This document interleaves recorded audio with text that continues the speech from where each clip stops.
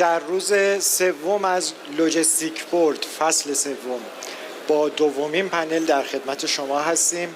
پنلی که به جایگاه بازارگاه‌ها در صنعت لوجستیک میپردازه و نوآوری هایی که اتفاق افتاده در این صنعت با عنوان زیر طاق بازارچه. مهمانان عزیز من هر کدومشون از مدیران کسب و کارهای فعال در این حوزه هستند که به ترتیب از جناب آقای میلاد کاوه مدیر عامل دکابار، جناب آقای سامان حبیب اللهی مدیر عامل آقای لوجستیک، سرکار خانم الهه کلیچ مدیر ارشد فناوری COD 24 که به جای مدیر عامل تشریف آوردن و نتونستن خود مدیر عامل مهمان ما باشن، و جناب آقای محمد صدوقی مدیر عامل ترابرنت.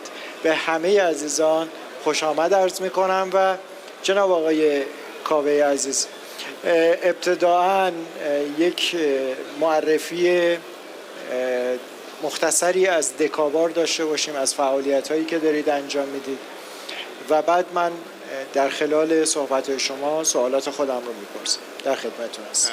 عرض ادب و سلام دارم خدمت شما و تیم محترمتون و همچنین تیم محترم روابط عمومی هلدینگ دکا به خاطر این همکاری که بین شما صورت گرفت و این جلسات و این عرضم به خدمتتون آشنایی با باب صنعت لوجستیک برقرار شده. عرضم به خدمتتون بازارگاه دکابار حدوداً 2 ساله که از شکل‌گیری تیمش و شرکتش میگذره. اون نسخه MVP شو گذروند و امید به خدا امروز ما بازارگاه الکترونیکی دکابار رو داریم در جمع بازارگاه‌های کشور. من صبح آمار بازارگاه‌ها رو که دیدم بیش از 140 تا بازارگاه الان دارای مجوز یا در حال تمدید هستن. خب دکابار هم به لطف خدا مجوز داره و در حال فعالیت. ما در بازارگاه دکابار اومدیم و یه مقدار مدل بازارگاهیمون رو متفاوت‌تر دیدیم از بازارگاهایی که در بازار دارن کار میکنن و فعال هستن. ما در بازارگاهمون سعی کردیم که این زنجیره کامل شده حمل کالا رو که مید مایل هست اصطلاحاً بتونیم پوشش بدیم. یعنی از لحظه ثبت بار توسط صاحب کالا یا شرکت‌های حمل و نقل، اختصاص راننده به اون بار و توافقی که توی خود دل اپلیکیشن اتفاق میفته و امکان چانه زنی هم دارن توی خود پلتفرم و این استارتاپ صورت میگیره و در نهایت سند حمل صادر میشه که همون صدور بارنامه است، به صورت آنلاین داخل خود دکابار انجام میشه. مراحل رصد بار به صورت لحظه‌ای اگر مجهز باشن به سیستم ناوبری و GPS یا اگر از توی گوشیشون GPSشون رو روشن بکنن، صاحب بار میتونه امکان رصد لحظه‌ای بار رو داشته باشه، از لحظه بارگیری تا لحظه تخلیه، و در نهایت موقع تخلیه مثل سیستم‌های پستی روی اپلیکیشنشون میتونن رسید تحویل، کد پیامکی تحویل و امضای گیرنده رو داشته باشن که این بار به پایان برسه. ما مدل درآمدیمون در بازارگاه چون مدل‌های درآمدی متفاوته. از نظر من مدل درآمدی بازارگاه‌ها به 3 قسمت تقسیم میشه. یکی مدلایی که به عنوان حق عضویت کار میکنن، بنده عضو میشم به عنوان صاحب کالا، حق عضویتی پرداخت میکنم، به اون مدت زمانم میتونم استفاده بکنم. مدل‌هایی که اعلام بار انجام میشه و راننده و صاحب کالا به هم دیگه از طریق اون پلتفرم وصل میشن و یه حق حالا فرانشیزی یا کمیسیونی به این ارتباط دهنده صاحب بار راننده تعلق میگیره، و بازارگاه‌هایی که صدور بارنامه به عنوان تراکنش حمل داخل اون پلتفرم ملاک درآمدزایی اون پلتفرم هست که ما دقیقاً توی نقطه سوم هستیم و البته داریم سعی می‌کنیم به این 60-70 تا فیچری که توی پلتفرممون داریم، از پرداخت کمیسیون آنلاین راننده برای صدور بارنامه‌اش، پرداخت کرایه هم تو کیف پول توسط صاحب بار یا شرکت‌های حمل و نقل و پرداخت تجمیعی به راننده‌ها رو توسعه دادیم. امروز به لطف خدا قابل بهره برداری هست و مواردی که در آینده انشالله ما بتونیم بعد از فرست مایلمون و لست مایلمون هم که اضافه بکنیم به دل این بازارگاه، بتونیم یه مجموعه کاملی از نرم افزار لوجستیکی رو به عنوان بازارگاه پوشش بدیم. به طور مشخص کدوم یکی از شاخه‌های صنعت حمل و نقل و لوجستیک رو پوشش میدین؟ صرفاً حمل و نقل جاده‌ای است؟ بله، ما فعلا در گام اول چون مجوز بازارگاه الکترونیکی حمل و نقل جاده‌ای هست. بله. ما در نقطه اول کارمون حمل و نقل جاده‌ای رو در پیش گرفتیم، چون همونجور هم که میدونید طبق آمارها بیش از 90% از حمل داخل کشور و حمل لوجستیک ایران داره به صورت جاده‌ای انجام میشه. یه سهمی به کشتی و یه سهمی هم به هوایی و ریلی تعلق میگیره. ما داخلی رو شروع کردیم، انشاءالله بعد از این توی سال جدید مالی میریم سراغ بازارگاه بین الملل، بتونیم بین الملل هم حمل ترکیبی داشته باشیم و اون کار هم انجام بدیم. خیلی ممنونم. برمیگردیم به شما جناب آقای حبیب الله عزیز. با آقای لوجستیک هم بیشتر آشنا بشیم. دامنه فعالیت‌های شما کجاست؟ مدل شما چیه؟ سلام و عرض ادب دارم خدمت شما. والا آقای لوجستیک در واقع سال 1399 کار خودش سال 1399 کار خودش شروع کرد از یه تیم استارتاپی. خدمتتون عرض بشم که از بچهای دانشگاه تهران، و ما فعالیت خودمون رو به صورت تمرکزمون در حمل و نقل بین المللی بود که هم خدمات ترانزیت، حمل و نقل جاده‌ای و هم حمل و نقل دریایی رو به تقاضا کنندگان این صنعت میداد. در واقع ما وقتی این کار رو شروع کردیم از یک مدل آمریکایی بیزینس پلن رو دیده بودیم که بتونیم بنویسیمش، که این مدل آمریکایی تازه کار خودش رو شروع کرده بود به اسم سیریت تو امریکا. ما واسه پیاده سازی این شروع کردیم به فعالیت. با مشکلات رگولاتوری خیلی زیادی روبرو شدیم بر اساس اینکه شناختی نداشتن روی این پلتفرم‌هایی که بر اساس میتونن خارج از کشور فعالیت خودشون رو ادامه بدن، و تونستیم در سال 1402 اولین مجوز شرکتی که در حوزه تک کار میکنه، مجوز حمل و نقل بین المللی حمل زمینی و حمل و نقل دریایی رو بگیریم. حالا با یه سری ارزیابیایی که از سمت کشتیرانی جمهوری اسلامی انجام شد، از سمت اتحادیه‌ها انجام شد، اون وقتی وارد این بازار شدیم تا الان تونستیم با 55 شرکت حمل و نقل بین المللی که از این 55 تا 15 تاشون خارج از ایران هستن قرارداد B2B ببندیم، اینا رو پلتفرممون بیاریم و بتونن خدمات خودشون رو بدن. در حال حاضر خدمات ما از خدمات حمل و نقل دریایی و زمینی فراتر رفته و به حمل و نقل ترکیبی هم رسیدیم که حالا مثلا بارهایی که میاد به صورت ترانزیتی از سمت هند، بندر ناهاشیبا به بندر عباس، این قسمتش رو دریایی سرویس بوکینگ میدیم، به صورت آنلاین قیمت میدیم ما، که مشتری‌ها میتونن بیان سرویس بگیرن، مقایسه بکنن، اون پارامترهایی که مد نظرشون هست واسه حمل و نقل رو ببینن و سرویس خودشون رو بوک بکنن. بر فرض مثال از اونجا هم به صورت یکسره به هرات یا افغانستان داریم خدمات زمینی میدیم. این اتفاق در واقع مسیری شد که ما بتونیم این پلتفرم رو رشدش بدیم، مقیاس پذیرش کنیم، تکرار پذیرش بکنیم و تا الان هم که خدمت شما هستم سرویس های متعددی روش انجام شده و حالا منتظریم در سال جدید ببینیم چه اتفاقایی میفته. به امید خدا. خیلی ممنونم. برای دور بعد هم در خدمتتون خواهیم بود. سرکار خانم کلیچ، شما در واقع در COD24 چه مدلی رو دارید پیش میبرید؟ باز جنس شما یکم به صنعت پست نزدیک تره و مدل پستی رو دارید پیش میبرید ظاهرا. یکم توضیح بدید چه کار دارید میکنید؟ سلام عرض ادب دارم خدمت شما همه یکم حضار. میکروفون رو بالاتر بگیرید. مرسی. COD24 پلتفرم حمل و نقل هست برای اینکه روال مدیریت ارسالی ها رو برای بیزینس ها راحت بکنه و بهینه بکنه.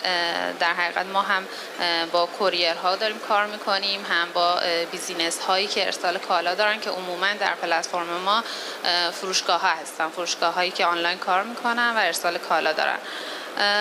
در حال حاضر با کوریرهای مطرح تو ایران داریم کار میکنیم و همه اونها طرف قرارداد با کد 24 هستن و هدف ما اینه که بتونیم هر کالایی که مخصوصا فروشندگان آنلاین میخوان ارسال بکنن با هر حجمی، با هر سایزی، با هر مدل قیمتی که مد نظرشون هست ما بتونیم همه اینها رو پوشش بدیم و خب در کنارش دغدغه‌هایی مثل دغدغه‌های روند توزیع، روند ارسال، روند ثبت مرسولات رو سعی داریم که فروشندگان نداشته باشن و این مسائل رو براشون کاهش بدیم.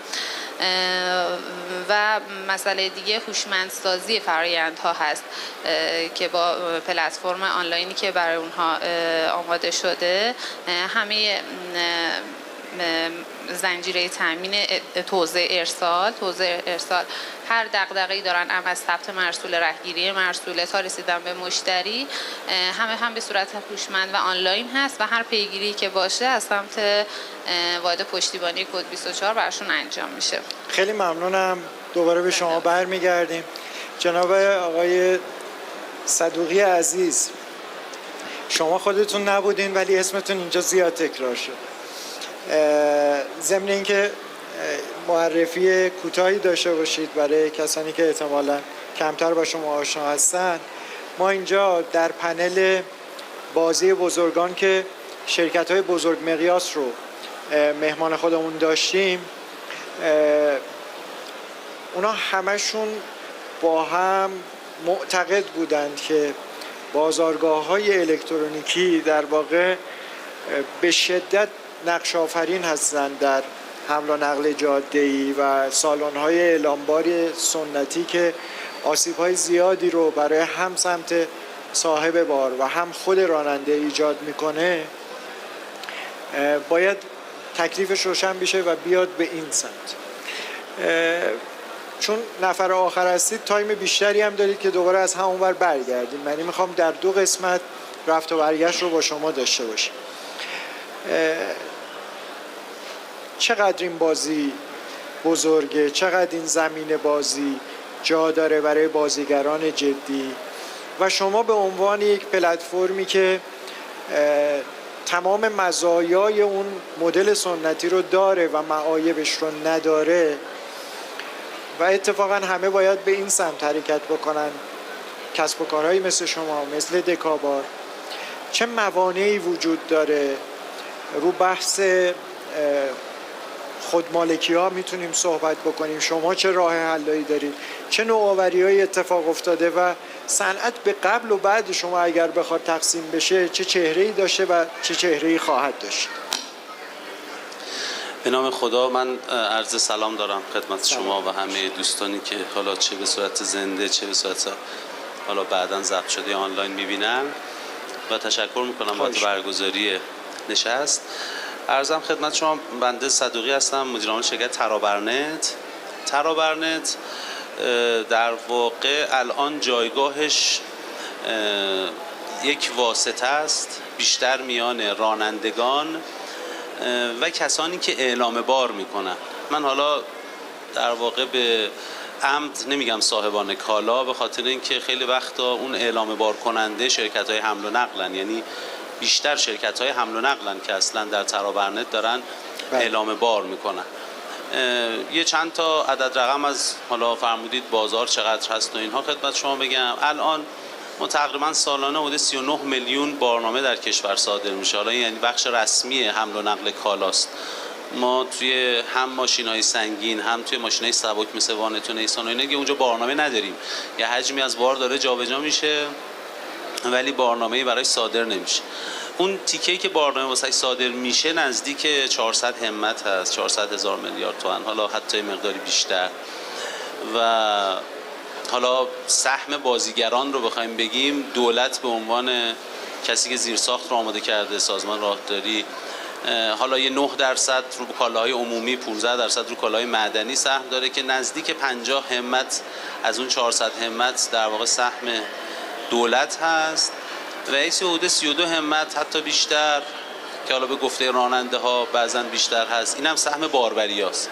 چه تعداد باربری داریم؟ حدود 5000 تا باربری داریم، 600,000 تا راننده داریم، 480,000 تا ناوگان سنگین داریم. اینا ابعاد در واقع بازار لوجستیک حمل و نقل جاده‌ای کالاست. حالا دیگه در مورد هوا و ریل و دریا صحبت نمی‌کنم. و تقریبا سالانه هم حدود 600 میلیون تن داره بار جابجا میشه با بارنامه در کشور. اما اون چیزایی که در کشور ما یه مقدار جای تأسف داره، 2-3 تا عدد هست. یکیش میزان پیمایش ناوگان ماست که حدود 50-60 هزار کیلومتر در ساله. این عددهایی که دارم میگم طبق سالنامه آماریه که سازمان راهداری منتشر میکنه. ولی این عدد مثلا در کشور ترکیه، در اروپا بیش از 120,000 150,000 کیلومتر. خب بهره‌وری یه صنعت در واقع به این شکل صنعت به اون میزان عملکردی که داره دیگه، یعنی الان این خودش نشونه اینه که یه ضعفی وجود داره اینجا. یا مثلا بهای تمام شده کالا طبق حالا آمارهای مختلفی که بانک جهانی منتشر میکنه توی دنیا، حالا بسته به کشورهای مختلف یه ذره فرق میکنه، ولی میانگین 6-7% داره. یعنی 6-7% بهای کالا در واقع سهم حمل و نقله. تو ایران این بالای 15%. حالا تو صنایع مختلف باز فرق میکنه. مثلا صنعت سیمان به عنوان مثال که خود کالا ارزون قیمت هست، خب بخش حمل و نقلش در واقع سهم بیشتری توش داره. ولی این میانگین تقریبا 15-16%. یعنی ما الان با گازوئیل تقریبا مفت داریم یک بهره‌وری رو ایجاد کردیم که خب این نشون دهنده ضعف ماست. یعنی مشخصاً ضعف در عملکرد داریم. تازه در چه کشوری؟ در کشوری که قشنگ میتونه هاب منطقه و هاب دنیا باشه. یعنی اصلا سر چهار راست و همه از اینجا میتونن رد شن و این اصلا باید خیلی متفاوت‌تر از این باشه. نمونه نسبتاً موفق منطقه رو ترکیه رو داریم که خب با سیاستایی که درست در واقع داشته کارهایی کرده که وضعیت خیلی الان خب مشخصاً بهتره. شاخص LPI هست، شاخص در واقع اونم باز بانک جهانی منتشر میکنه که ما توی این شاخص 123 دنیاییم. بله 68 بودیم 2018 مثلا. همینطور داریم. البته اونجا مثلا گمرک و اینا هم جزش هست، این شاخص گمرک رو هم داره. توی این وضعیت خب این یه تهدید و یه وضعیت اسفناک، حالا نگم اسفناک، یه وضعیت بد. باید یه نگاه‌هایی وجود داشته باشه. من میخوام اصلا ریشه مشکلات رو بگم. بعد یه نگاه‌هایی وجود داشته باشه که بیاد بگه تو همه بازارها فناوری اطلاعات و نرم افزار و شبکه و اینترنت و غیره و غیره اینا به کمک اومدن که بهره‌وری رو برن بالا، وضعیت رو بهتر کنن. در یک همچین صنعتی که نیازها هم خیلی متعدده، یعنی شما مثلا توی این صنایع مختلف بعضا یه نیازهای محدودی هست. توی صنعت لوجستیک شما از انبارداری و فروش و گمرک و نمیدونم حمل و نقلش بگیر تا بعدش نمیدونم بارنامه و راننده و همه اینهای نیازمندی‌های دارن، قطعه لاستیک، نمیدونم مواد مصرفی، خیلی صنعت بزرگی. یعنی شما اگه بتونی به این صنعت فناوری اطلاعات رو تزریق کنی احتمالاً خیلی میتونی گین و بهره داشته باشی. یعنی بهره‌وری میبری بالا و واقعاً عدد بزرگیه. من قبل از اینکه توی این صنعت باشم صنعت کتاب بودم. تو اون صنعت کتاب مثلا کل صنعت کتاب همش نمیدونم چاپ و صحافی و کتاب فروش و اینا همه با هم 15 همته. اینجا فقط تیکه کرایه راننده 400 همته. حالا این راننده خودشون نزدیک 30% کرایه‌شون رو خرج مثلا حالا ماشینشون میکنن. یعنی خود اون بازی بازاری است. یعنی عدد خیلی بزرگیه. و شما اینجا 1% 2% بهره‌وری ایجاد کنی یهو می‌بینی مثلا قد یه بازار دیگه تونستی مثلا درآمد داشته باشی. حالا این وسط چی مهمه؟ اون کسی که مسئول است، اون کسی که متولی است، نگاهش به مسئله باید این باشه که هر چه زودتر و هر چه سریعتر و هر چه پرقدرت‌تر این فضا رو تزریق کنه به این بازار، فضای بهره‌وری، فضای فناوری اطلاعات. اما متاسفانه می‌بینی برعکسه. یه زمانهایی خوب بودا، مثلا همون سال 96 98، البته اونم با زور معاونت علمی اون موقع دکتر ستاری غیره، که مثلا آیین‌نامه بازارگاه ها اومده، اولش یه مقدمه‌ای داره که آقا در راستای مثلا کم کردن بار سرخالی، در راستای فلان، در راستای فلان این آیین‌نامه اومده. یا مثلا سال 98 آیین‌نامه شرکت‌های بزرگ مقیاس اومده، باز با همین نوع نگاه. مثلا اون مقاله‌های کشاورزیان، دوستان که در سازمان راهده بودن. اما می‌بینی در سال 403، در سال 404، یعنی زمانی که شما باید خب خیلی پیشرفته‌تر موضوع نگاه کنی و حتی بیا یه سری الحاقیه به اون آیین‌نامه بزنی، مدرن ترش کنی، شرایطو بهتر کنی، می‌بینی که یک مثلا بخشنامه و مصوبه میاد که اون آیین‌نامه رو کلاً کلم یکون میکنه. بعد میای داری در مورد یه چیزایی حرف میزنی که مثلا شاید بگم 10 ها ساله که در دنیا حل شده، که میگه آقا نوبتی وایسیم نوبت بدیم. اصلا من نمیدونم در مورد این موضوع با چه روی باید حرف بزنیم. حرف زدن دوستان، خیلی هم دل پرخونی داشتن. بله. من میدونی اینقدر بدیهیه. ببین مثالشو بزن که واقعا همین شکلیه. مثل اینه که بگیم مثلا الان بازار تهران، بازار بزرگ تهران که شما میری خرید میکنی، خب مثلا میری پوشاک بخری، بعد خب یه مغازه سر بازاره، یه مغازه ته بازاره، یکی پوشاک مثلا خوبی تولید کرده، یکی مثلا هر کی بالاخره بازار دیگه، بازار همینه. بعد یکی بیاد بگه نه، همه مثلا شلوار فروشا باید سود کنن، همه باید یه جور درآمد داشته باشن از سر بازار. هر خریداری که میخواد بیاد بره تو بازار، ما اینو نوبتی میکنیم، میذاریمش تو، میگیم تو برو از مغازه اول، تو برو از مغازه دوم خرید کن، تو برو از آقا این اصلا یعنی چی آخه؟ اصلا چه کاریه؟ و من میخوام بگم ریشه و علت. مثلا من الان دیدم مثلا اینجا توی نمایشگاه در مورد مثلا AI قرار صحبت بشه، مثلا پنل هایی در مورد AI هستن. میگم آقا بی خیال، در AI چی صحبت کنیم وقتی که داریم ریشه رو این شکلی میزنیم؟ آقا وایسین همه فعلا تو صف، ما آقا تو صف وایسیم، یه ماشین خوب با یه ماشین بد چه فرقی میکنه اصلا؟ چرا باید این کارو رقابت رو کلا از بین ببریم؟ خب داریم صنعت رو شدیداً برعکسش داریم عمل میکنیم. طبق برنامه هفتم ما بعد باره سرخالی رو به زیر 30% برسونه، در واقع وزارت راه سازمان راهداری. همه اینا هم از اون مکتب و نگاهی میاد که در واقع دوستان در سازمان راهداری دارن. حالا من چند جای مختلفی موضوع رو گفتم.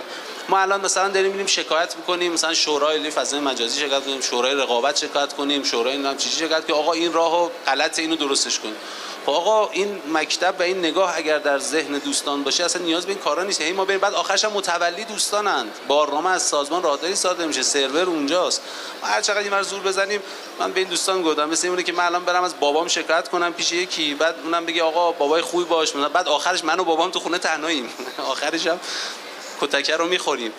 میخوام بگم این باید از ریشه درست بشه و این نگاه اگر درست بشه اون وقت پشتبندش بازیگرانی که تو بازار هستن و بازیگرانی که امکان حضور دارن به خاطر این فضا نمیان. دیروز جلسه بودیم دوستان، حالا مثلا اسنپ و تپسی بودن، تو میگه آقا اصلا نمیایم، چیه که مثلا ما بیایم توش با این قواعد و قوانین؟ مثلا به ما گفتن بعد کمیسیون دین باشه. آقا تو به عنوان متولی مثلا یه کمیسیون ما تو دنبال کمیسیون شناوریم، یه جا 2% بگیم، یه جا 20%، تو بیا مثلا اینجا اصلا دخالت این شکلی اصلا حضور پیدا نمی‌کنی.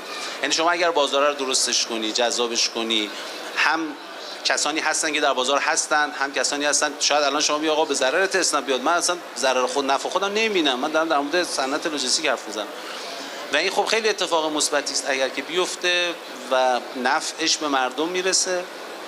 من در مورد حالا معرفی خودمون یه مقداری در مورد در واقع وضعیت بازار و در مورد مشکلات گفتم.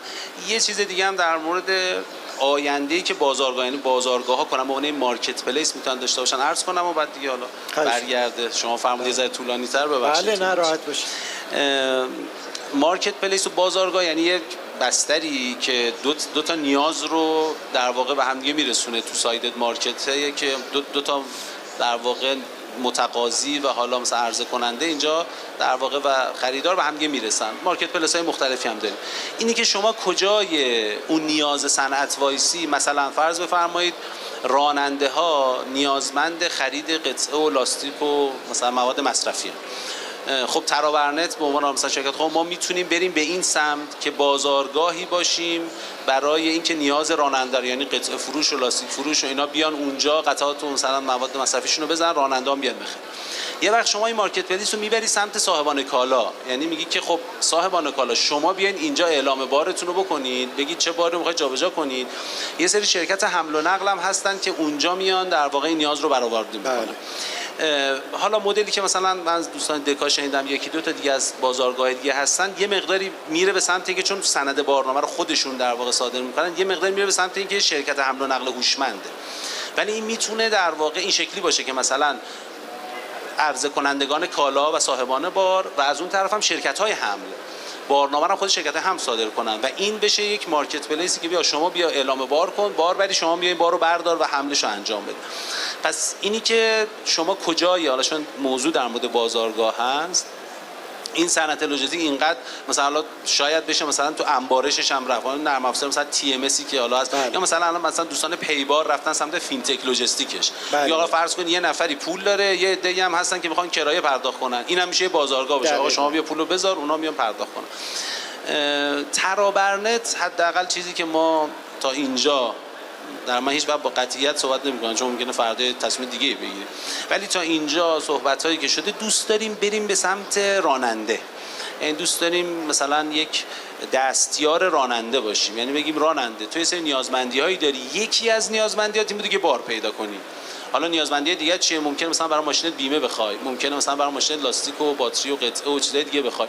بریم سمت اون، بیایم حالا از اون طرف هم عرضه کننده های این خدمات رو بیاریم و اینها رو در واقع توی اون بستر ترابرنت با هم دیگه لینک بکنیم. اینجا شما نقش مهمی هم میتونید در بحث در واقع بحران خودمالکی داشته باشید. عرض می‌کنم وقتی که آره اینجا برای این چه راه حلایی وجود داره؟ ببینید خیلی جالبه واقعا اینی که ما به موضوعات درست نگاه بکنیم و از تهدیدها نترسیم و اون فرصت‌ها رو تو تهدیدها پیدا کنیم همینجاست. ببین خب مثلا ایران قبل از انقلاب شرکت‌های حمل و نقلی که ماشین زیاد داشتن زیاد بوده، خب انقلاب میشه و حمایت از مستضعفین و برنامه‌ای که به اشتباه به نظر من ابایی هم نداریم از گفتنش. گفتم آقا راننده‌ها باید مثلا مالک بشن، وام کم بهره به راننده‌ها و تعداد زیادی الان راننده که البته من عرض بکنم از ما 93% خودروهای سنگین کشور خودمالک اشخاص حقیقی است. بله. یعنی راننده و کامیوندار. حالا نسبت کامیوندار رانندهشو میدونید؟ جالبه، اگر مثلا فرض کنیم 100% ماشین‌های اشخاص حقیقی باشن 75%ش مال کامیونداراست. 25% ماشین‌هایی که توی حالا در واقع 25 از 93 که حالا کمتر هم در واقع میشه از ماشین‌هایی که در جاده هستن مال خود راننده است که پشت فرمون نشسته. تقریبا 70%ش مال در واقع کامیوندار هاست که اشخاصی که کامیونو خریدن دادن دست راننده داره سرمایه‌گذاری کردن. پس ما میگم اینو داشته باشید. خب این یه زمانی تهدید بود. تهدیدش کجا بود؟ این بود که یه راننده خودش باید بارشو پیدا کنه، خودش باید وصول مطالبهشو بکنه، خودش باید پیگیر بارنامه‌اش باشه، خودش باید همه کارشو خودش باید بکنه. انگار یه شرکت واقعا که همه امور خودش رو از مالی، حسابداری، عملیات همش با خودش. خب این باعث میشه که این ناوگان نتونه همش به صورت حرفه‌ای رانندگی کنه. فرض بفرم خود قدیم اینی که شرکت بود، مسئلهش میگه شرکت میره بار رو پیدا میکنه، شرکت تعمیر و نگهداری ناوگان رو انجام میده، شرکت بارنامه رو ساده. توی راننده فقط برو بیا، یعنی از مبدا شروع کن برو مقصد، بار رو بذار کنار، ماشین رو بده تحویل بده، برو بگی بخواب، بعد دوباره سوار ماشینشو برگرد. خب اینه که باعث میشه ماشین 150,000 کیلومتر در سال 200,000 کیلومتر در سال تردد کنه. هم وقتی قرار باشه راننده خودش تعمیر نگهداری کنه، خودش روغنش رو عوض کنه، خودش همه کارشو کنه، خب این کم میشه. خب این تهدیده. اما الان میتونه فرصت باشه. فرصتش چیه؟ یه زمانی توی تهران خاطرتون حتما هست مثلا 10-15 سال پیش معضل شهر تهران و مثلا شهرداری‌های بگن مسافرکش‌های شخصی بود. هزاران مسئله اصلا یه بخشی داشت توی مثلا شهر مسافرکش‌های شخصی. خب الان اسنپ اصلا همه چیز جمع شد. یعنی شما در واقع تمام اون خودمالک‌ها و مسافرکش‌های شخصی رو همه رو بردی تحت نه مالکیت، تحت یک در واقع بگم حاکمیت، حالا حاکمیت هم نه، تحت فرانچایز. آره یه مدلی در آوردی که گفتی همتون یه تیکه از کاراتون که سختتون بوده همه رو گرفتم. ببین الان شما سوار اسنپ تاکسی میشی، بعضن ممکنه حتی هیچ صحبتی نکنی با راننده، یه سلام یه خداحافظ، کرایه رو معلوم کرده، مبدا و مقصد معلومه، راننده مسافرش، یعنی راننده فقط حرفه‌ای رانندگی میکنه. قبلا همین راننده با سر چاره یه ساعت داد میزد آقا بیا تو با این مذاکره با سر قیمت چقدر چالش، همین حذف شده. توی حمل و نقل جاده‌ای هم میتونه اینطور باشه. یعنی شرکت‌های بزرگ اینترنتی، این مزیت اینترنت و شبکه و موبایل و غیره است که میتواند یه شرکت یهو بیاد 300,000 تا راننده، 500,000 تا راننده رو یه مسائلشون رو حل کنه. الان مثلا ترابرنت نزدیک مثلا 500-600,000 تا راننده احراز هویت شده مثلا مشخص داره. ما بیش از 1 میلیون نسل داریم، ولی راننده احراز هویت شده تقریبا فکر کنم 700,000 تا، چون حالا راننده سبک هم توش هستن، ماشین سبک. الان ما اومدیم آقا یه تیکه اینقدیشو حل کردیم، ما فعلا فقط اومدیم گفتیم آقا ما برات یه باری پیدا میکنیم. الان خیلی از راننده از ما شاکی ان، یا آقا چرا کرایه پایینه؟ میگن بابا اصلا مسئولیت ما کرایه نیستا. خیلی از دوستان در سازمان راهداری میگن آقا تو چرا مسئولیت قبول نمی‌کنی؟ میگم بابا من قد کاری که میکنم مسئولیت قبول میکنم. کار من چیه؟ میگم آقای راننده بار، آقای بار راننده، تمام شد. اصلا من نوشتم همونجوری گفتم من مسئله پولی هم که میگیرم قد همینه، 7000 تومان مثلا به ازای هر تماسی مثلا این وسط دارم میگیرم. الان شما از باربریه بپرسید مثلا یا 50 میلیون تومان 8%، 4.5 میلیون تومان کمیسیون میگه. خب اون کمیسیون واسه چی داره میگیره؟ واسه مسئولیتایی که پذیرفته. خب عددش هم بالاتر. من مسئولیتم قد همون جارچی پایان است. یه تیکه اینقدی بار از رو دوش راننده من فعلا برداشتم. دوست دارم در ادامه بارهای بزرگتری رو بردارم. بگم خب حالا لاستیک و قطعه و باتری و فلانت هم اینجا بیا، تعمیر و نگهداریت هم بیا اینجا، برم فینتک لوجستیک بگم که خیالت بابت پرداخت کرایه کم شاید کنم راحت کنم. یعنی من دوست دارم که این اون چیزی که شما میگید خود مالکی، من میگم اون یه زمانی تهدید بود، اتفاقا الان فرصته. بعد حالا سازمان راهداری ما دوباره الان تو این 3 سال اومده میگه خب ماشینا رو ببرید تو مالکیت شرکت ها. میگم بابا این مال اون موقع بود. مثلا اینکه بگه الان بیایم میگه آقا تلفن مثلا کابلی رو بیایم گسترش بدیم. آقا تلفن کابلی دیگه گذشت، زمانش فرق کرد. الان دیگه شرکت ها میتونن در واقع یه بخش بسیار بزرگی از راننده رو تحت مالکیت و اتفاقا ترابرنس مثلا مدل ترابرنس چرا تو ایران جواب داده؟ چون ما خود مالک زیاد داشتیم. اگه مثلا فرض کنید تو ایران 1000 تا شرکت بود، هر کدوم 100,000 تا مثلا ماشین داشتن، 1 میلیون ماشین بود، اصلا پلتفرم شکل نمیده. دقیقاً. من میخوام بگم اینم از وضعیت بازار است که اتفاقا مثلا خیلی توش فرصت زیاده. ما داریم در واقع تصمیمات اشتباه میگیریم. خیلی ممنونم از شما. مرسی از شما. اگر فرصتی شد که دوباره به شما برمیگردیم. خانم کلیچ، شما از منظر کسب و کار خودتون برامون بگید که مهمترین چالشایی که امروز دارید در بازارگاه‌های خدمات تحویل سریع و خدمات پستی چی هست؟ خب همطور که خدمت گفتم ما پلتفرم هستیم. هر چقدر کوریرها چابکتر باشند پلتفرم ما هم میتونه خدمات بهتری رو به بیزینس ها ارائه بده. خب تو این زمینه هر نقطه نظری که از بیزینس ها و فروشگاه ها میگیریم همیشه اعلام میکنیم به کوریرها. جلسات مختلف داریم و خیلی از اونها هم مرتفع میشه. حالا یه سری هم البته سیاست های کاری هر کوریر هم متفاوته دیگه، تا جایی که بتونن یه سری موارد مرتفع میشه. ولی غیر از اون یکی از چالش‌های مهمی که تو حوزه ما هست، چون خودمون بر پایه فناوری و پلتفرم هستیم، مسائل مربوط به دسترسی ها، مسائل مربوط به اینترنت هاست که خب خیلی تیم فنی ما رو دچار چالش میکنه و این مسائل هم بتونه هر چقدر مرتفع تر باشه. خب پلتفرم ما دسترسی آسان‌تر و هوشمندانه تر داره و میتونیم چابکتر عمل بکنیم. چقدر فکر میکنید نقشی که شما در تجارت الکترونیک دارید بازی میکنید اهمیت داره و اساساً شما توی این اقتصاد دیجیتال کدوم تیکه هستید؟ اون ارزش افزوده‌ای که به طور مشخص اضافه میکنید چیه و چه پتانسیل هایی دارید که میتونید خیلی بهتر از وضعیت کنونی فعالیت بکنید؟ تو این عصری که ما الان هستیم واقعا این مسئله ارسال بسته ها به صورت سنتی هنوز مسئله‌ایه که خیلی از بیزینس ها باهاش چالش دارن و واقعا وجود پلتفرم هایی مثل کد 24 مشکلشون رو حل کرده. هم که خودشون مجبور نیستن دستی بنویسن، دستی منتظر بمونن، دستی بسته ها رو ببرن. چالشاییه که ما تو این عصر که با ای آی داریم سر و کار داریم مسئله جدیه و همونجور که گفتن مثلا مثل سیستم های نوبت‌دهی ما هنوز تو پست حتی نوبت‌دهی هم نداریم. باید بیستن تو باجه های سنتی منتظر بمونن، صف بزن. تو همه کوریرها هم هست. ولی خب مسئله‌ای که واقعا مهمه، واقعا نیاز همه بیزینس ها هست، بیزینس هایی که خودشون همه بسترهاشون به صورت آنلاینه، حالا سایت دارن یا به هر طریق دیگه به صورت آنلاین دارن میفروشن و واقعا وجود کد 24 با اون API که داره، افزونه هایی که داره، کارشون رو واقعا راحت تر کرده. سیستم جمع‌آوری که خودمون همه جوره چالش هاشو بررسی میکنیم، همه جوره سعی داریم کار براشون تسهیل میکنیم، واقعا تسهیل کرده کارشون و فرآیندهاشون رو. خیلی ممنونم از شما. جناب آقای حبیب اللهی، بیایم در عرصه بین الملل و جهان یکم صحبت بکنیم. پرسش من در این پارت اینه که به نظر شما که حالا تجربه بین الملل دارید، بنچمارک های مختلفی رو هم حتما انجام دادید، در لایه نوآوری ما کجای کار هستیم؟ واقعا چقدر فاصله وجود داره بین ما و جهان؟ یا وضعمون نسبت به دنیا چنان بدم نیست؟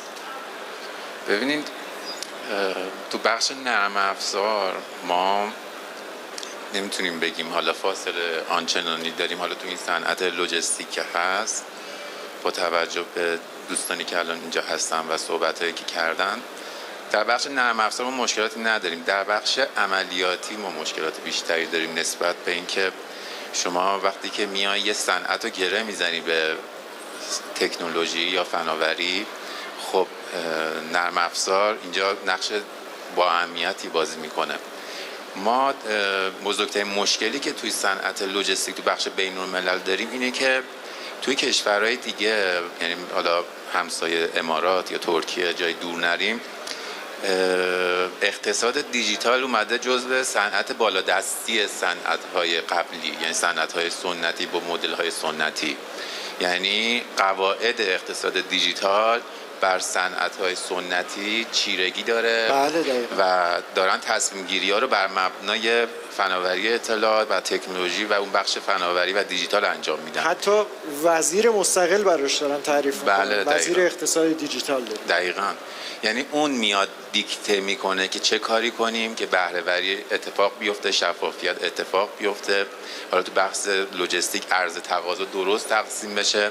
اون میاد قوانین رو اون تعریف میکنه و قوانین اجرا میشه. ولی در کشور ما متاسفانه برعکس اینه. یعنی به جای اینکه ما بیایم بگیم که انقلاب صنعتی چهارم پنجم اتفاق افتاده و ما هنوز صنعت بالادستی که داره تصمیم میگیره برای اقتصاد دیجیتال و نوآوری که داره انجام میشه، صنعت انقلاب صنعتی دوم و سوم هستش. خب این قانونا و قواعدا از لحاظ تکنیکالی مشکل داره و نمیتونه ما بیایم مثلا به سمت نوآوری و اینکه بخوایم فکر بکنیم که بتونیم رشدی توی صنعت، نه حالا صنعت لوجستیک، تو هر صنعتی بدیم، این امکان پذیر بودنش رو سخت میکنه. در واقع تو کشورهای دیگه اولین اتفاقی که داره میفته این هستش. در مورد بحث حمل و نقل بین المللی ما یکی از مشکلاتی که تو سیستم داریم بخش انجمن‌ها و اتحادیه‌هامون هستش. اسمش انجمن هستش ولی توی کار کردن و همفکر بودن و همراستا بودن خیلی جزیره‌ای عمل میکنن، خیلی تصمیم‌های جدا میگیرن. به قول معروف یه دونه ده و 100 تا کت خدا. این خب هم توی شفافیت هم توی ورود نوآوری توی این صنعت داره مشکل ایجاد میکنه و این مشکلات ضربش در نهایت به خانواده ها و به سفره مردم و به اینها میخوره. چون لوجستیک خودتون که میدونین که این 12% از هزینه تموم شده در ایران، حالا که شاید الان 20% هم شده باشه، در ایران هزینه حمل و نقل و لوجستیک تموم شده یک کالا هستش. خب وقتی که شما میای فضایی ایجاد میکنه که این فضای انحصاری هست تو بخش حمل و نقل بین المللی و مشتری‌ها از طریق روابط به دست میان و هم میزنن سر کله هم دیگه میشکنن، شرکت حمل و نقل بین المللی اون مشتری اونو میقاپه، این مشتری اونو میقاپه، حالا به خاطر یه قیمت تموم شده پایینتر خودشون هم تو ریسک قرار میدن. این در واقع این صنعت رو فلج میکنه. مارکت پلیس ها و پلتفرم‌های تو بحث بین الملل که الان خب اوبر فریت یکی از بزرگترینشون هستش، شرکت فلکسپورت هستش، شرکت مرس هستش که الان وارد این پلتفرم شده. اینا میان مزیت رقابتی ایجاد میکنن. این مزیت رقابتی وقتی میاد انجام میشه، قیمتا میره به سمت قیمت‌های منطقی، تصمیم گیری ها از طریق داده انجام میشه. دیگه عدد حرف میزنه. یعنی شما وقتی که دیگه ادعا نیست، یعنی میگه من یه عملکرد خوبی دارم. الان تو کشور ما این شکلی که شرکت‌های حمل و نقل بین‌المللی، حالا نه اکثرشون ولی حالا 80%شون یعنی این شکل هستش که همه فن حریفن ماشاءالله. ولی توی بخش دنیا چون عدد و داده حرف میزنه، عملکردها مشخص هستش و کیفیت عملکرد در نهایت میتونه اینو بهینه‌سازی کنه و آپتیمایز کنه سیستم‌های حمل و نقل. این متاسفانه در انجمن‌های حمل و نقل با توجه به اینکه روابطی دارن مشتریاشون رو میگیرن و خیلی از یعنی بغل هم دیگه میشینن، جلسات مختلف میزنن. اتفاقا من چند وقت پیش اتاق بازرگانی بودم، این صحبت‌ها رو هم انجام دادم. گفتم خب شما به عنوان یه بازرگان خودتون چرا تشویق نمیشین که از پلتفرم‌ها استفاده بکنین وقتی میتونین قیمت‌ها رو مقایسه بکنین، شاخصایی که مورد نیازتونه واسه حمل و نقل بین‌المللی و اینا رو ارزیابی بکنین، بتونین سرویس خوبی بگیرین و بتونین اصلا بیاین ببینین امتیاز اون شرکت چند هستش و عملکرد واقعی چند هستش. شما وقتی از شرکت‌های سنتی استفاده می‌کنین اصلا نمی‌دونین که این بار کجا هست، چه اتفاقی داره میفته، نمی‌دونم چند دست چرخیده هستن. شما با یه شرکت فورواردر داری کار می‌کنید، این بار رو داده به 2 تا شرکت کریر دیگه که اصلا شما اطلاع ندارید. ولی این شفاف سازی وقتی تو پلتفرم‌ها انجام شده رو دنیا و سرمایه‌گذاری زیادی شده، حالا قیمت‌هایی یا اون سرمایه‌گذاری عددهایی که رو سرمایه‌گذاری روی لوجستیک تو دنیا هست جزو یکی از بالاترین عددهایی هستش که روی استارتاپ‌های اینا انجام میشه و این منافعی که اون کشورها میبرن یه نگاه گاورمنتی و بزرگ هستش که مزیت رقابتی کشوری ایجاد میکنن. بر همین سرمایه گذاری روش عدد بزرگی انجام میشه و بعد اون دوره سرمایه گذاری هم بلند مدت انجام میشه. بر فرض مثال حالا یه کیسی بود، حالا من میخواستم بهتون بگم، ببینید شما سهم بازار و سرمایه گذاری در ایران به این شکل هستش که شما سهم بازار رو وقتی میای یه مارکت کپ یه بازار رو میسنجی میبینی آقا این بر فرض مثال 15% 20% از جی دی پی یک کشور رو تشکیل میده. شما انتظار نباید داشته باشی که بیای مثلا توی یه دوره 1 ساله با یه تزریق پول خیلی کم انتظار داشته باشی مثلا 1% از اون بازار 2% از اون بازار بگیری. قاعدتاً توی صنعت‌های مثل لوجستیک شما اگه میخوای سهم بازاری داشته باشی باید سرمایه‌گذارا دقت بکنن که بلند مدت فکر کنن. تو دنیا این اتفاق افتاد. تو دنیا اوبر فریت یکی از نمونه‌های بارزشه، فلکس بورد یکی از نمونه‌های بارزشه که اینها سرمایه‌گذاری بلند مدتی روش انجام شد با تیم‌هایی که تونستن از همه جای جهان جمع کنن، تونستن موفقیت واسه خودشون بیارن، واسه کشورشون بیارن و بتونن توسعه بدن. چون این فناوریایی که به اینا فناوری‌های مرگبار میگن. چرا میگن مرگبار؟ ببینید شما وقتی که وارد فضای بین‌الملل میشین قواعد و قانون‌ها تو اکثر جاها به یک شکل عمل میکنن، اسناد به یک شکل عمل میکنه، قیمت دهی بر اساس منطق انجام میشه و به یک شکل عمل میکنه. شما میتونی یارگیری کنی همه جای دنیا، یعنی در ایران نشستی میتونی لوجستیک یک کشور دیگه هم تحت تاثیر قرار بده اگه اون پلتفرم درست عمل بکنه، بتونه خیلی الگوریتمای درستی داشته باشه و یه رابطه کاربری ایجاد بکنه که بتونه مخاطب خودش رو جذب بکنه. در نتیجه اصولاً حکومت‌ها و دولت‌ها و گاورمنت‌ها اینا رو حمایت میکنن و سرمایه‌گذاری بلند مدت روشون انجام میدن که اگر این بخش در کشور ما بتونه حل بشه، چه بر پلتفرم‌هایی که به صورت بازارگاه دارن کار میکنن چه ماهایی که به صورت مارکت پلیس داریم کار میکنیم، این میتونه خودش یه پوینت مثبت، یه نکته مثبتی بشه در کنار اون اینتگریشن شدن، یعنی اون یک پارچه شدن صنعت حمل و نقل هستش که داره تو دنیا اتفاق میفته. اتصال داره اتفاق میفته. سوال بعدی من هم همین بود.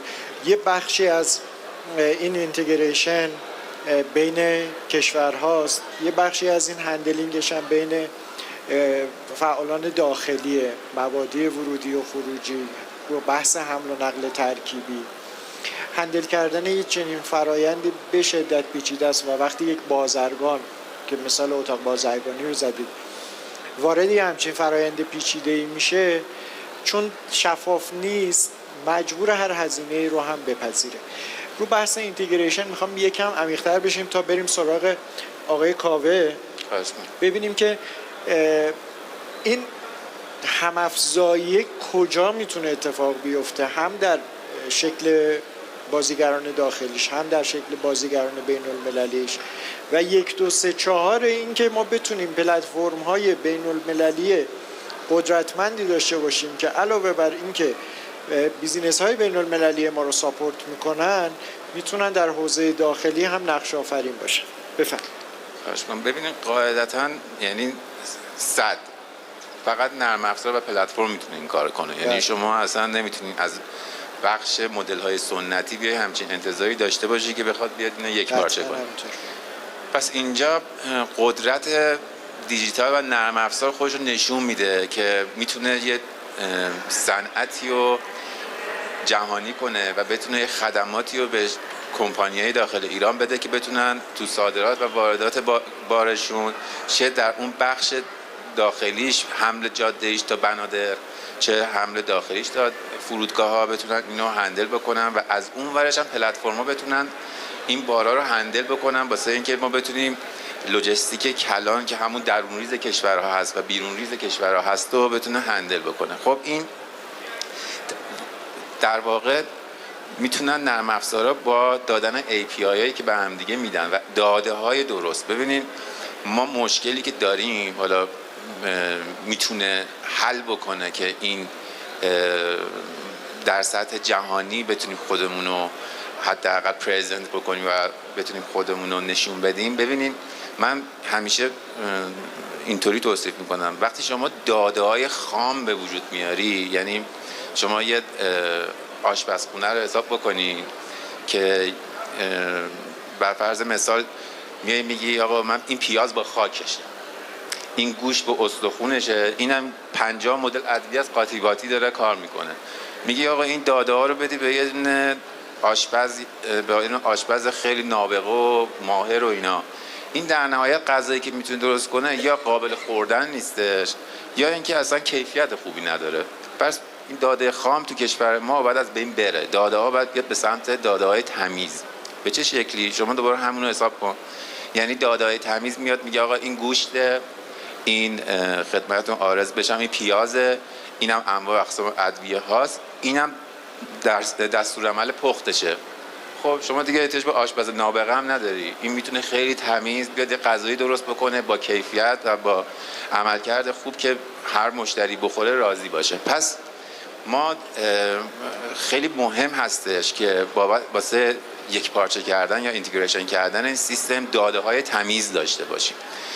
در واقع یکی از موضوعاتی که هست این شیر کردن داده ها بین پلتفرم ها هستش. یعنی من داده‌مو میدم به پلتفرم دکابار داده‌شو میده با حفظ حالا محرمانگی و هر چی که هست.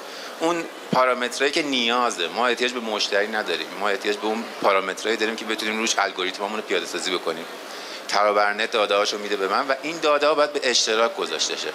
وقتی داده‌ها به اشتراک گذاشته میشه، شرکت‌ها فقط خطاهای خودشون نمی‌بینن، کل خطای زنجیره تامین از اول، یعنی از جایی که جریان کالا اتفاق میفته تا انتها که پول هستش و مبدا و مقصد هستش، این میتونه این داده ها به صورت خیلی تمیز و شفاف بیاد و اینا بغل همدیگه قرار بگیره. حالا وقتی داده ها اومد تحلیل شد، هوش مصنوعی ما درست کار میکنه و اونجاست که ما میتونیم مزیت رقابتی ایجاد بکنیم که بیایم بگیم آقا ما یک لوجستیک اتحادیه دیجیتال لوجستیک داریم که این میتونه درست عمل بکنه و خدمات خودمون رو جهانی کنیم. خیلی ممنونم از شما، نکات بسیار دقیق و درستی اشاره کردین. جناب آقای کاوه عزیز، با توجه به اینکه شما زیر مجموعه هلدینگ دکا هستید و گستردگی خدمات شما نیازمند این هست که از جنس همکاری و ادغام باشه. طبق صحبت‌هایی هم که آقای حبیب الله عزیز انجام دادن، خودتون چقدر سازوکار ادغام رو در نظر گرفتید؟ چقدر API بیس هستید؟ مدل این اشتراک گذاری فرصت‌ها به چه صورت هست؟ عرضم به خدمتتون، ممنونم از صحبت‌های همکاران گرامی، دوستان گرامی. همونجور که آقای صدوقی هم فرمودند، یکی از سگمنت‌های بازار راننده‌ها هستند. من از این میخوام برسم به سوال شما. یکی از سگمنت‌ها صاحبان کالا هستند و سگمنت دیگه شرکت‌های حمل و نقل هستند. ما در دکابار سگمنت صاحب کالا و شرکت حمل و نقل رو یه سگمنت دیدیم. حالا درسته مسئولیتاشون، نقشاشون متفاوته، ولی ما امکان اینا داریم الان داخل اپلیکیشنمون که شرکت‌های حمل و نقل هم اضافه بشن، اعلام بار بکنن، راننده رو ما براشون تامین بکنیم، خودشون هم داخل پلتفرم بارنامه بزنن. منتها شرایط کاری ما یه مقدار متفاوت‌تر هست، سخت‌تر هست، چون ما خودمون صدور بارنامه رو انجام میدیم. یه مقدار شاید فعالیت به علت دیتاهایی که آقای حبیب اللهی دوست عزیزم اشاره کردن به اشتراک گذاری این دیتا ها برای دوستان حمل و نقلی برای ما که خودمون بزرگ مقیاسیم و از کل کشور میتونیم بارنامه بزنیم یه مقدار سخت و پیچیده هست. این نیاز به این داره برای بحث این به اشتراک گذاری و هم افزایی بین شرکت‌های حمل و نقل بزرگ مقیاس حداقل، چون اون 5000 تا 5400 تا شرکت حمل و نقل یه مقدار سخته باشون تعامل کردن، لوکالی هستن، پیرو دستورات و حاکمیت‌های خود اون شهر هستن که فرماندار استاندار ورود پیدا میکنه، ما رو اونجا مجاز نمیدونه، ما رو ممنوع میکنه و محروممون میکنه از فعالیت اون شهرها. اما ما میتونیم به هر حال با اون قرارداد محرمانگی داده بتونیم با این دوستان کار بکنیم، کما کن که الان تعدادی از شرکت‌های حمل و نقل بزرگ مقیاس که انجمنشون هم همین روبرو هست دارن با ما کار میکنن و برنامه‌هاشون هم خودشون صادر میکنن. رو بحث هم افزایی با توجه به اینکه ما پلتفرمی هستیم که داخل مجموعه دکا داره فعالیت میکنه و خود مجموعه دکا به عنوان یه هلدینگ بزرگ زنجیره 360 درجه ارزش لوجستیک رو ایجاد کرده و خدمات متنوعی داره، ما سعی کردیم که به عنوان پلتفرم اصلی و مغز اصلی و کور اصلی این مجموعه ابتدا خود سامانه حمل و نقل و صدور بارنامه و ارزم به خدمتتون عملیات مربوط به حمل میدمایل رو انجام بده. بعد از اون با شرکت‌های دیگه‌مون از جمله لوازم یدکی که آقای صدوقی اشاره کردن، ما این شرکت داریم دکا یدک که دقیقاً داره تامین لوازم یدکی رو انجام میده، توی نمایشگاه هم حضور دارن. ما الان یه پلتفرم تجارت الکترونیک ای کامرس براشون نوشتیم که این داره از طریق API وب سرویس وصل میشه به دکابار، یعنی اون راننده هایی که یا شرکت های حملی که صاحب ناوگان هستن، حالا یا خود مالکن یا شرکتن، میتونن از اون امکانات شرکت دکا یدک ما برای تامین لوازم یدکیشون استفاده بکنن با آفرهای مختلف. کارگزاری بیمه داریم که ما اومدیم توی سامانمون اون بحث بیمه رو فعال کردیم الان، یعنی از بیمه شخص ثالث گرفته، بیمه تکمیلی گرفته تا مابقی امکانات بیمه‌ای رو براشون فراهم کردیم، میتونن به صورت اعتباری تامین بکنن. شرکت ناوگانمون رو داریم که بیش از 700 تا مکانیزم داره، عملیات تعمیرشون، عملیات تامین بارشون رو ما داریم براشون انجام میدیم. شرکت بزرگ مقیاسمون هست که حالا توی 15 تا شهر نمایندگی داره، توی بقیه شهرهایی که نمایندگی نداره و امکان این که بخواد الان زیرساخت فراهم بکنه موجود نیست، ما اومدیم از طریق پلتفرم دکاباری امکانات دادیم که بتونن توی اون محل‌ها و شهرها هم انجام خدماتشون رو انجام بدن. شرکت دکاپوستمون هست که توی لاست مایلمون میتونه به ما کمک بکنه و این هم افزایی ایجاد شده از طریق همون تکنولوژی حالا API وب سرویسی و تکنولوژی جدیدتری که اومده و داره این کار رو انجام بده. من میخوام خدمتتون عرض بکنم که ما دکابار رو حالا به هر حال چون مسئولیتش هم سنگین‌تره، ما پذیرفتیم که بیایم یه پلتفرم جامع‌تر ببینیم و بعد از اینکه خودش ویچراش کامل شد بیام یک به یک وصلشون بکنیم به درگاه‌های مختلف، از لوازم یدکی برای راننده ها، از تأمین روغن و لاستیکشون، از تأمین بار برای این راننده ها، بیمه ماشینشون، بیمه تکمیلی خودشون. حتی ما فرصت اشتغال خانواده این عزیزان هم فراهم کردیم در گروه انتخاب که میتونن توی باشگاه مشتریانی که اضافه شده به مجموعه دکابار بتونن درخواست بدن پسرشون، فرزندشون، خانوادهشون رو بتونن شیر بکنن و توی گروه انتخاب مشغول به کار بشن. بله. ما از روز اول سعی کردیم که بتونیم یه هم‌افزایی رو به صورت نوآوری داخل پلتفرممون اضافه بکنیم و به امید خدا بتونیم با دوستان دیگرمون که در حمل و نقل هستن و الان در همین جمع در کنار ما نشستن، از دوست عزیزم آقای حبیب اللهی، سرکار خانم و جناب آقای صدوقی، خواهش بکنیم که یا تقاضا بکنیم حتی که بیایم جلسه‌ای داشته باشیم، یه اتحادیه‌ای تشکیل بدیم همونجور که دوستان فرمودن، بتونیم تو اون اتحادیه مشکلاتمون رو برطرف بکنیم و بریم به این سمت که بتونیم هم‌افزایی داشته باشیم. الان خب یک سری دیتا و داده سمت آقای صدوقی و ترابرنت هست، ارزشمنده. یه سری دیتا سمت بین الملل هست، ارزشمنده. یه سری دیتا و خدمات سمت ما هست، ارزشمنده. میتونیم از طریق به اشتراک گذاری حالا با توجه به اون محرمانگی داده بتونیم با هم دیگه فعالیتی داشته باشیم که در اصل کمک میکنه به کشور. ما الان 95% شاید هم یه مقدار بالاتر یا یه مقدار پایینتر خدمات لوجستیکی تو کشور داره به صورت سنتی انجام میشه. بله. تو امسال سال 1404 ما دوران قبل از سال 1390 دوران پیشا دیجیتال بود. بله. همه چی تلفنی بود، سنتی بود، کاغذبازی بود، همه چیز به صورت عبور و رفت و آمد بود. بین 90 تا 95 خب اومدیم، بعد از اون رسیدیم به دوره اینترنت اومد، یه مقدار به هر حال پیشرفته تر شد. دوره 95 تا 1400 مخصوصا 97 به بعد ما یه دوره کرونا داشتیم، با اینکه خب دوران تلخی بود، اما همون تهدید تبدیل شد به بزرگترین فرصت برای تشکیل بازارگاه‌ها که بازارگاه ترابرنت هم از همون سال که همینجور خودشون اشاره کردن به هر حال شکل گیری پیدا کرد و تونست یه باری رو از رو دوش راننده‌ها و صاحبین کالا یا شرکت‌های حمل و نقل برداره. الان بعد از 1400 که ما دیگه باید تحول دیجیتال ایجاد بکنیم، منتها به دلیل شرایط قوانین حاکمیتی که یه حقی رو میدن ولی بعد از اون خودشون میان اون حق رو میگیرن، نمیتونیم بیشتر از 5% که الان خدمات الکترونیکی بدیم و نمیتونیم پیاده سازی بکنیم. این به هر حال و دلیل اصلیش هم اینه، اقتصاد لوجستیک ایران که یه اقتصاد پایداری هم هست بر اساس روش سنتی شکل گرفته. بله. بر اساس استی که فیزیکی هست شکل گرفته و من امیدوارم که ورود بازارگاه ها، ورود پلتفرم ها، ورود استارتاپ ها و همکاری و هماهنگیشون با هم دیگه به دور از اون مسائل رقابتی که حالا هست بتونن هم افزایی داشته باشیم و به هر حال این سهم 5% رو حداقل نظر من اینه توی 3 سال آینده بتونیم به 25% برسیم. ماهیت لوجستیک همونجور که همه دوستان استفسار دارن، ماهیت لوجستیک استراتژیکه و اما همین ماهیت استراتژیکی که شاید درآمدزا نباشه، سهم جی دی پی 15% ایران رو در بر داره، یعنی خودش میتونه پولساز باشه. اما اگر ما اون روش‌های سنتی رو کنار بذاریم، حاکمیت در کنارمون باشه، اعتماد سازی از طریق پلتفرم ها انجام بشه بین سگمنت های مختلف، بتونیم این سهم رو ببریم بالا و کارایی و بهره وریمون رو ان شاءالله افزایش بدیم. بله، خیلی ممنونم از شما، از همه عزیزان که وقت گذاشتن.